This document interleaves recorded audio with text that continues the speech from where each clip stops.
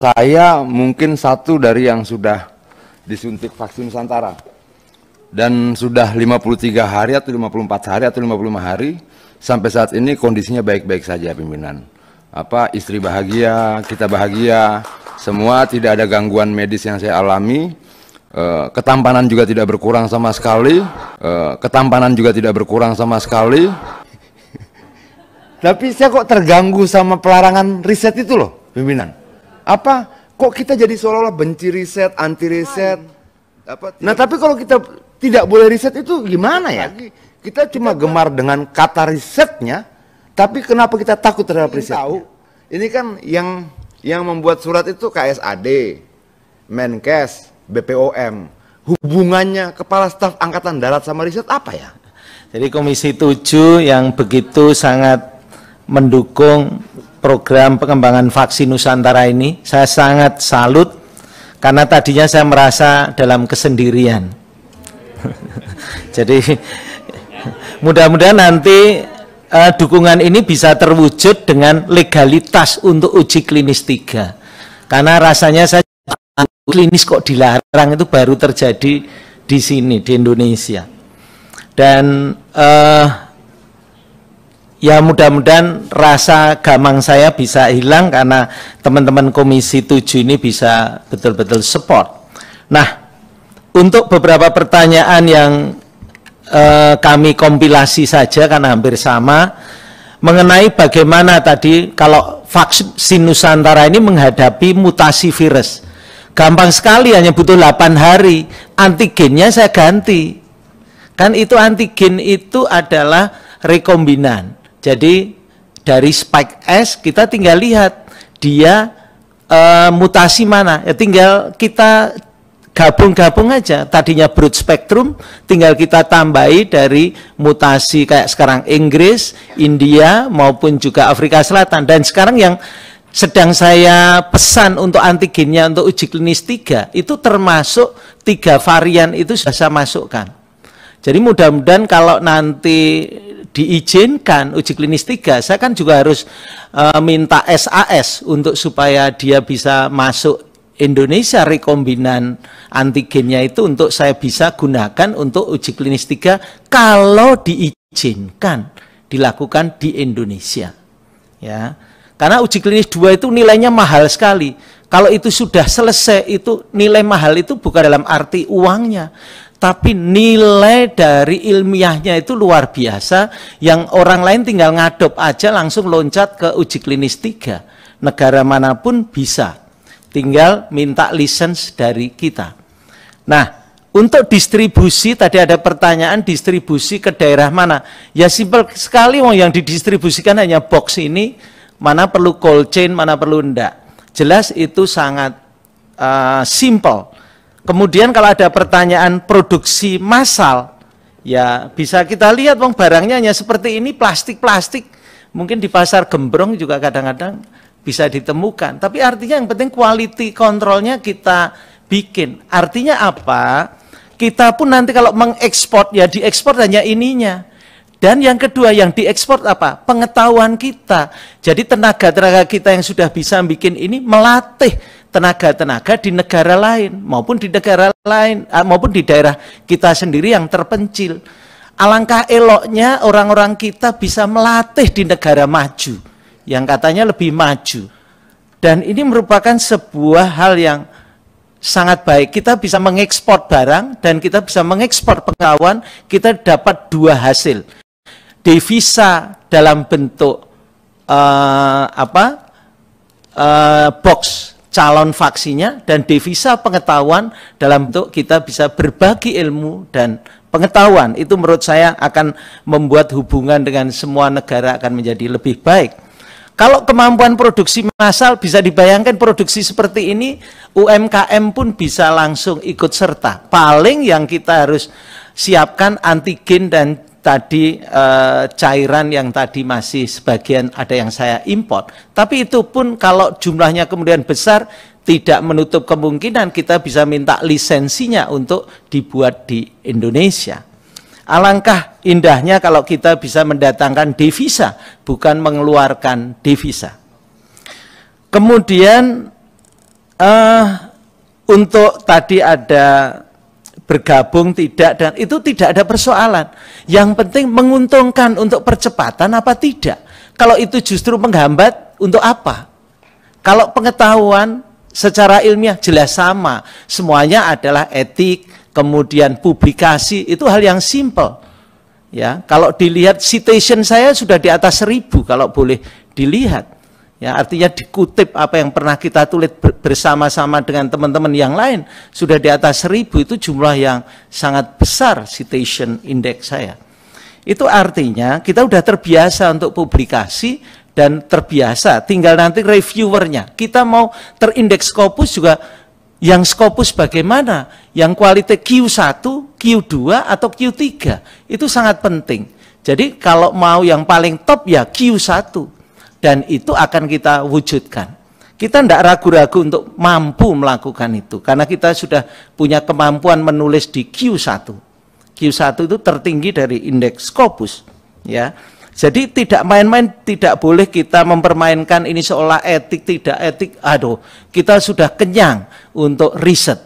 Ya, kenyang untuk riset. Cuma kita mohon kalau bisa, mosok sih ada kendala untuk uji klinis 3 aja harus tidak boleh, itu yang menurut saya agak melukai hati.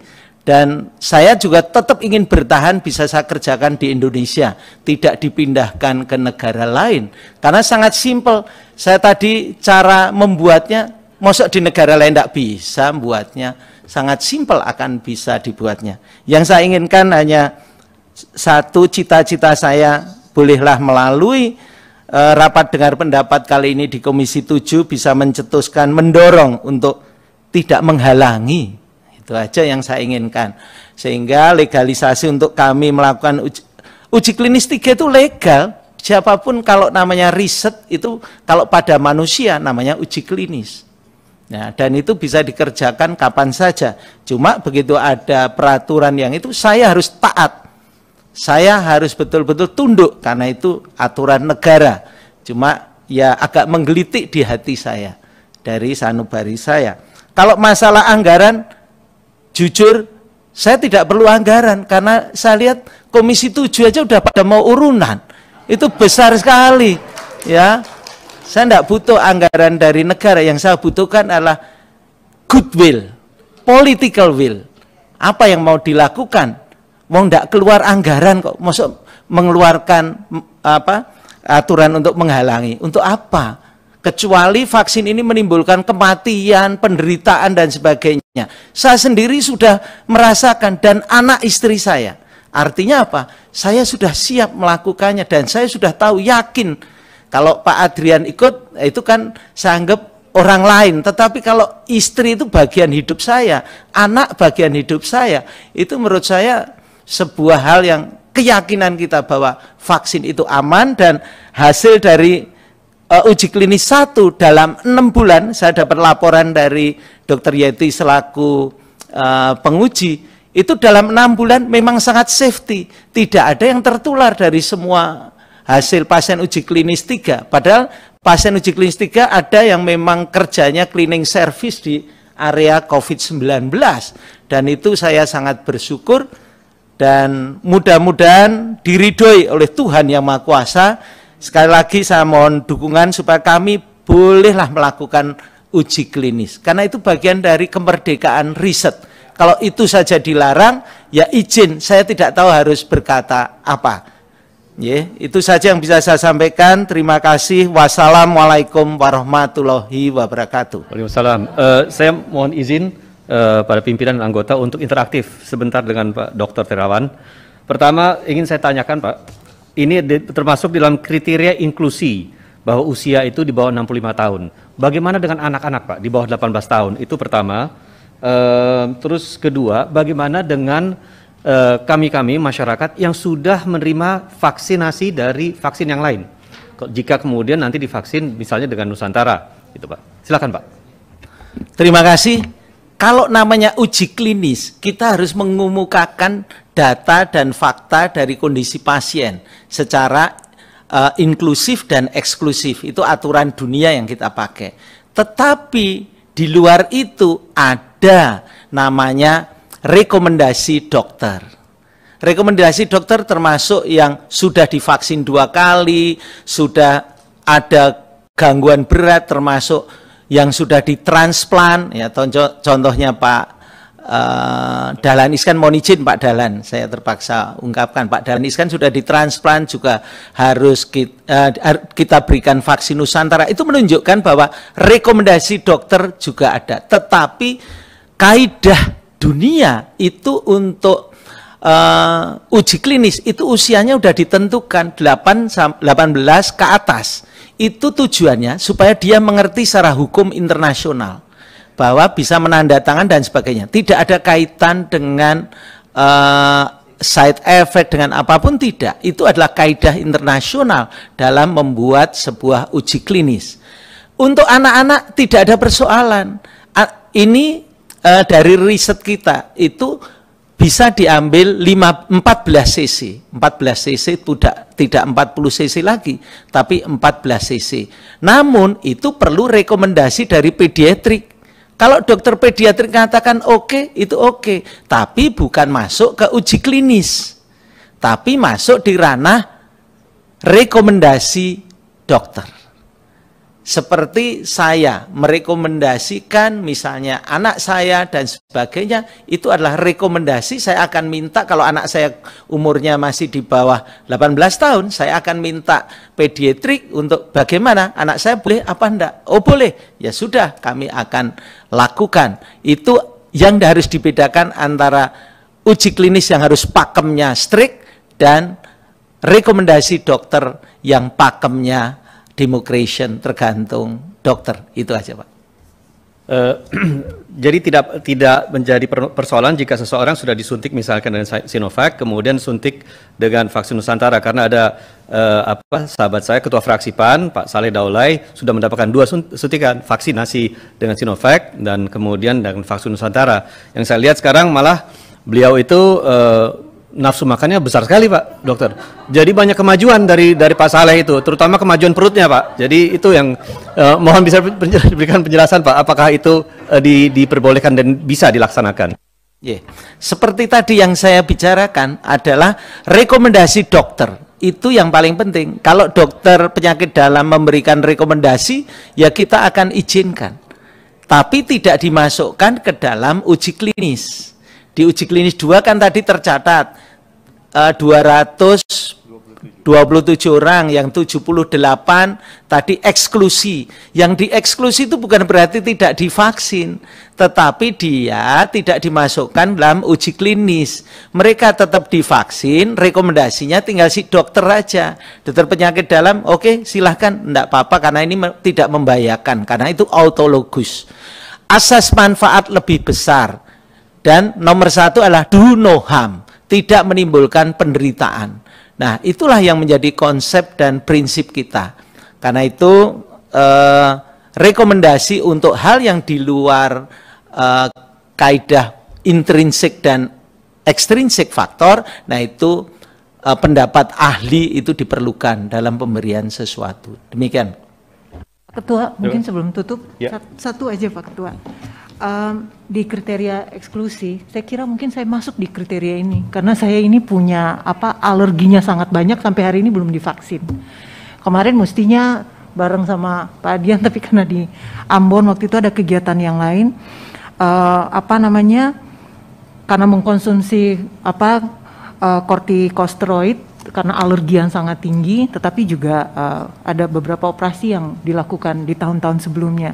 Nah, terhadap situasi itu, jadi rujukan pendapat dokter itu gimana ya? Karena ini kan kita sudah tidak masuk dalam mekanisme inklusi ya. Saya karena lihat ini banyak sekali kawan-kawan dan saudara saya yang side effect-nya cukup berat dengan Astra dan juga dengan ini Sinovac. Sampai hari ini saya nggak berani untuk masuk vaksin gitu loh. Nah, dengan penjelasan Bapak ini, kalau kita masuk dalam kriteria eksklusi, penanganannya jadi gimana Pak? Kalau sekiranya misalnya dengan semua riwayat yang ada pada kita gitu loh. Harus dibedakan antara masuk uji klinis dengan tidak. Kalau kalau ibu masuk eksklusi berarti tidak masuk uji klinis. Itu rekomendasi aja sih dokter untuk berkenan memberikan autologous vaksin. Itu tidak ada masalah. Contohnya ya karena di berita sudah ada, mohon izin Mbak Asanti saya izin. Jadi beliau juga termasuk autoimun, kita berikan atas rekomendasi tim dokter, tidak masalah. Dan kalau ibu autoimun ya tidak masalah, rekomendasi dari tim dokter, tapi tidak masuk dalam uji klinis. Karena uji klinis itu dilihat oleh dunia, dan uji klinis itu saya harus laporkan ke WHO melalui clinicaltrial.gov. Kebetulan vaksin Nusantara ini sudah masuk di uji klinis dunia loh. Ya, enggak main-main, sudah masuk di clinicaltrial.gov. Boleh di biorender dibuka AV COVID-19. Kenapa namanya AV COVID-19? Dulu saya belum sempat memberi nama. Ya, sekarang sudah kita berikan nama. Waktu itu setelah lahir kita beri nama. Kan waktu kita rancangan penelitian, rancangan riset uji klinis, kan kita harus laporkan ke WHO. Dan begitu sudah jadi, kita sudah mulai nyuntikkan, baru kita beri nama. Jabang bayi sudah lahir, jadi baru ada namanya. Kalau dulu jabang bayi belum lahir, tidak boleh kita kasih nama. Pamali nanti mohon izin. Jadi izin untuk yang tidak masuk kriteria inklusi maupun dia termasuk eksklusi, tidak ada persoalan. Dokter yang akan memberikan kewenangan untuk dia bisa divaksin ya seperti Mas Adrian dan sebagainya, termasuk diri saya sendiri. Jadi itu ya yang bisa saya sampaikan. Saya sangat terharu dan saya merasa sangat bersyukur karena saya masih bisa merasakan dan melihat nurani yang luhur, goodwill yang baik, sama political yang begitu baik yang diwujudkan di dalam rapat dengar pendapat ini, dan saya boleh di kemudian hari boleh meneruskan vaksin Nusantara ini betul-betul menjadi sebuah vaksin yang bisa dipakai di seluruh dunia. Itu saja yang menjadi harapan saya. Terima kasih.